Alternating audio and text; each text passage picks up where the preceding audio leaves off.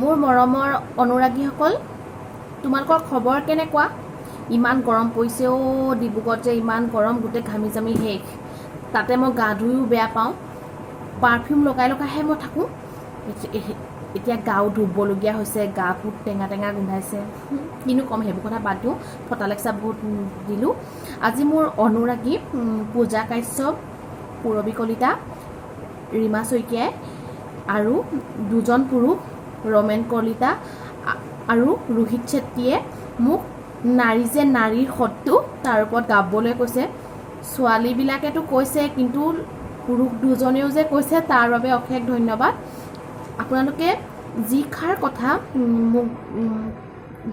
কথাৰ বিষয়ে মোক দুআষাৰমান ক'বলৈ কৈছে, সেই কথাষাৰ সম্পূৰ্ণৰূপে সত্য। নাৰী যে নাৰীৰ শত্ৰু, এই কথাষাৰ 100% শুদ্ধ। এজন পুৰুষে নাৰীক শাৰীৰিক অত্যাচাৰ কৰিব পাৰে বা দেহটোহে নষ্ট কৰিব পাৰে, কিন্তু এজনী নাৰীয়ে এজনী নাৰীক মানসিক অত্যাচাৰ কৰি মানসিকভাৱে বিকাৰগ্ৰস্ত কৰি তুলিব পাৰে। গোটেই একদম তোমাৰ ছোৱালীজনীৰ জীৱনটো বিশৃংখল কৰি তুলিব পাৰে। তোমাক মানসিক অত্যাচাৰ কৰি তোমাৰ টুলুঙা মন্তব্যৰে তোমাক মানসিকভাৱে জুৰুলা কৰি তুলিব পাৰে এজনী নাৰীয়ে। সেইবোৰ নাৰীয়ে আমাক কয়, বা যি দুৰ্বলী মহিলাক কয়, তহঁতি নাৰী নামত কলংক। আৰে নাৰীক সন্মান দিব নাজানা, নাৰীক বিপদৰ সময়ত লগ নিতিয়া তহঁত মকাহে নাৰী নামত কলংকিত। গম পাইছ? আৰু মই বিশেষকৈ নকওঁ, আমাৰ সমাজত এটা কথা আছে যে নাৰী বোলে হেনো মম, নাৰী বোলে হেনো দয়ালু, মমতাময়ী। কথাষাৰ হয়, কিন্তু সকলো নাৰী নহয়। নাৰীৰ মমতা কেৱল সন্তানৰ ক্ষেত্ৰতহে, নিজ সন্তানৰ ক্ষেত্ৰতহে প্ৰকাশ পায়। লোকৰ সন্তানৰ প্ৰতি কোনো নাৰীৰ কোনো মৰম নাই। কিছুমান নাৰীৰ আছে, মই নকওঁ, কিন্তু প্ৰত্যেকজনী নাৰীৰে নিজৰ সন্তানৰ প্ৰতিহে মৰম আছে। অন্য ল'ৰা ছোৱালী বুলি কোনো মৰম নাই। লোকৰ ছোৱালী এজনী কিবা এটা হওকচোন, একদম ক'বলৈ যাব। আৰু এটা কথা কওঁ যে সমাজত পুৰুষক বেয়া বুলি কয়, সেইটো সম্পূৰ্ণৰূপে ভুল কথা। আমাৰ সমাজখনত থকা পুৰুষসকলৰ 100%, 10% পুৰুষে বেয়া, 90% পুৰুষে কিন্তু মহিলাক সন্মান কৰে, আদৰ কৰে। কিন্তু আমাৰ মহিলা শতাংশৰ 10% মহিলাহে অন্য নাৰীৰ সমালোচনা নকৰে, লগ নিদিয়ে। তেওঁলোকৰ গাতহে লখিমী বা মমতাময়ী ভাৱ প্ৰকাশ পায়। বাকী সকলে পৰৰ সমালোচনা কৰাতেই থাকে। বোলে অমুকৰ জীয়েক বোলে হেনো বাইকৰ পিছত গ'ল, তমুকৰ জীয়েক বোলে হেনো এই বিবাহিত নোহোৱাকৈ ঘৰতে ল'ৰা পালে, তমুকৰ জীয়েকৰ বোলে হেনো সন্তান বোলে গৰ্ভতে নষ্ট হ'ল, তমুকৰ জীয়েকে বোলে মেট্ৰিক ফেইল কৰিলে, তমুকৰ জীয়েকে বোলে হেনো নকল কৰিছে, তমুকৰ জীয়েকে বোলে হেনো এতিয়া কি বুলি ক'ম, 10টা মতাৰ লগত ঘূৰি ফুৰিছে বাইকৰ পিছত। আৰে লোকৰ ছোৱালীজনীৰ কথা কোৱাৰ আগতে তোৰ ঘৰৰ নিজৰ ছোৱালীজনীয়ে কি কৰিছে অকণমান চাব লাগে ন। লোকৰ ছোৱালীৰ কথা কোৱাৰ আগতে তমুকৰ জীয়েকে যি নকৰে সেইবোৰ বাদ দে, তোৰ জীয়েৰে কি কৰিছে, তোৰ পুতেৰে কি কৰিছে, সেইটো চাব লাগে। এতিয়া ৰাফলি কৈ দিছোঁ বাৰু। এতিয়া তেনেকুৱা পৰৰ সমালোচনা বা তেনেকুৱা টুলুঙা মন্তব্য, সেইবিলাক নিউজ চেনেলবিলাক, আমাৰ মহিলাৰ মুখখন এটা নিউজ চেনেল, গম পাইছে? বাতৰি বিলাই গোটেই মুখা একদম হকাৰ হৈ পৰিছে। যিমানেই বেয়া কথা নহওক, যিমানেই নাৰীৰ চৰ্চা নহওক, অমুকৰ জীয়েকে বোলে তামুক কৰিলে, ভুচুকৰ জীয়েকে বোলে টুহুক কৰিলে, সেইবিলাক আমাৰ নাৰীৰ মুখে মুখেহে বাগৰি আহে, পুৰুষে কেতিয়াও নকৰে। পুৰুষে সেইবিলাক কথা নাৰীৰ মুখতহে জানে। ঘৈণীয়েকে যে গিৰিয়েকবিলাকক কয়, গম পাইছানে, তাই বোলে হেনো এই ৰুমত বোলে হেনো এই ল'ৰা এটা বোলে হেনো সোমোৱাই লৈছেই। আৰে জানিব লাগে ন, সেইজন বন্ধু হ'ব পাৰে, কলেজীয়া ছাত্ৰীক নোট দিবলৈ আহিব পাৰে, তাই গা ভাল নাথাকিব পাৰে, অসুস্থতাৰ বাবে তাই ক্লাছ এটেণ্ড কৰিব নোৱাৰিব পাৰে, সি লগৰ বান্ধৱীজনীক সহায় কৰিবলৈ সি নোট লৈ সিহঁতৰ ঘৰলৈ আহিব পাৰে। তই কেলে ভাবি ললি যে সেই ছোৱালীজনীয়ে সেই ল'ৰাটোৰ লগত লিলিমাই কৰিছে? তই কেনেকৈ ভাবি ললি? তই নিজক চা, তই তোৰ নিজৰ চৰিত্ৰ কি? লোকৰ কোৱাৰ আগতে চা তই নিজৰ চৰিত্ৰ কি? আৰু এইবিলাক আমাৰ বেছিকৈ অসমতহে দেখা যায়, এইবিলাক বাহিৰত দেখা নাযায়। আমাৰ অসমখন যেনেকৈ আৱেগিক তেনেকৈ একদম গোটেইখন লগনীয়া দেশ, লগনীয়া নাৰদ, গোটেইখন মহিলাসকলতো নাৰদ।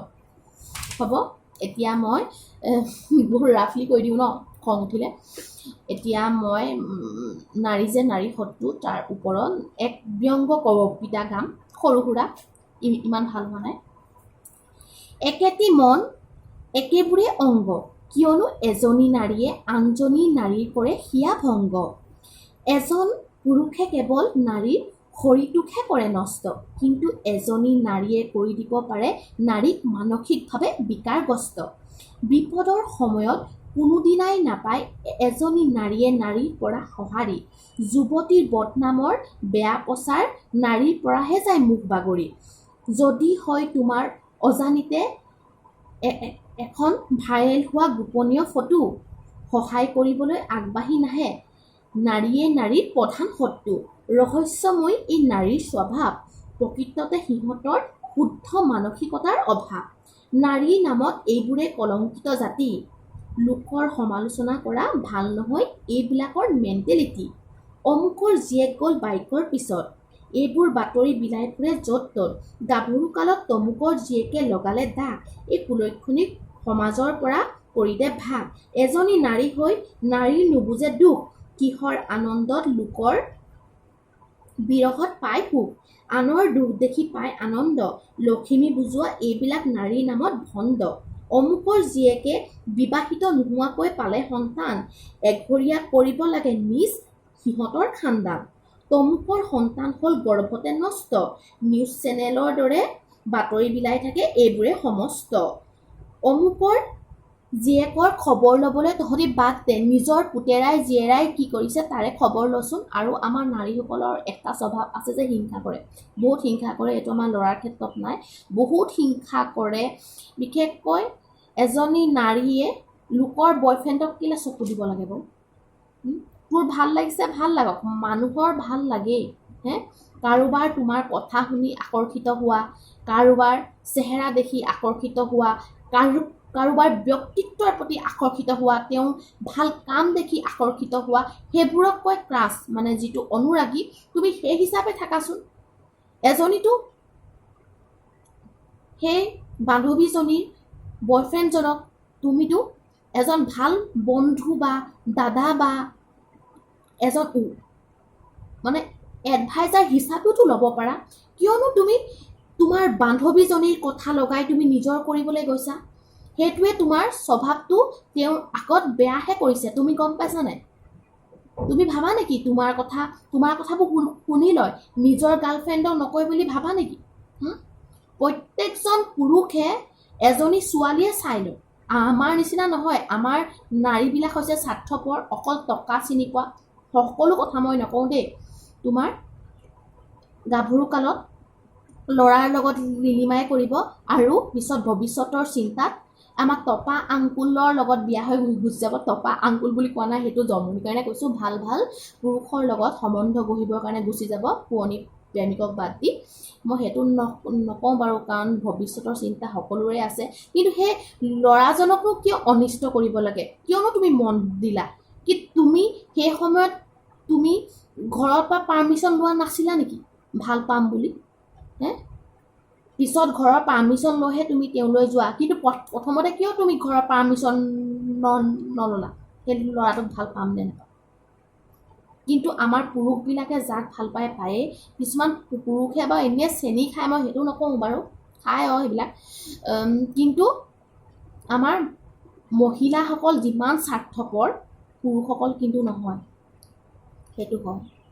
এজনী ধৰ্ষিতা যুৱতীৰ বেছিকৈ বদনাম উলিয়াই এজনী নাৰীয়ে। কি বুলি কয় তুমি গম পাইছা? তোৰনো ধৰ্ষণ নহয় কাৰ হ'ব? তাই ধৰ্ষণ নহয় কাৰ হ'ব? যিহে তাই ড্ৰেছ পোছাক।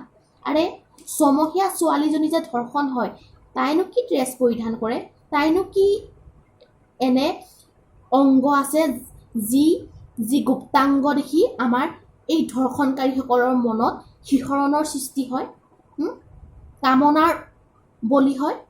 সেইকাৰণে মই কওঁ যে এজন পুৰুষতকৈ নাৰী বেছি চৈতানী, নাৰী বেছি বেভেচাৰী। মই কৈছোঁ আমাৰ সমাজৰ 100%ৰ ভিতৰত 10% মহিলাহে ভাল, 90% মহিলাই বেয়া।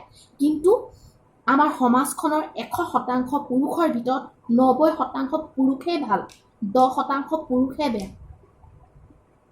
এই 90% পুৰুষে নাৰীক সন্মান কৰে, নাৰীৰ বিপদৰ সময়ত সহায় কৰে। মই যেতিয়া বিপদত পৰিছিলোঁ, এজনী ৰিপৰ্টাৰ আছে, তাই এই ছাবস্ক্ৰাইবাৰৰ আশাত তাই মোৰ নিউজটোহে দিছিলে।